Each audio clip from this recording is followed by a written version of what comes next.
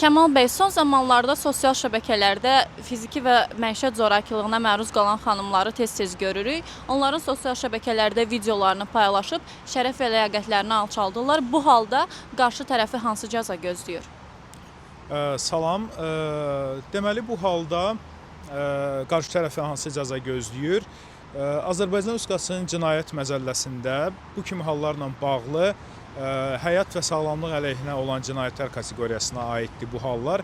Əgər şəxsin sağlamlığına ağır, az ağır, yüngül xəsarət yetirmək kimi hallar mövcud olarsa, bu halda cinayət məcəlləsində nəzərdə tutulmuş maddələrlə məsuliyyət tədbirləri həyata keçirilə bilər.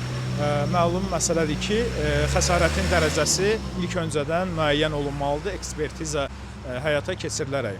Əlavə olaraq fiziki zor və məişət zorakılığı tətbiq olunaraq, şərəf və layiqətin alçaldılaraq sosial şəbəkələrdə paylaşılması, bu da Azərbaycan Respublikasının qanunvericiliyində məsuliyyət tədbirləri nəzərdə tutulur.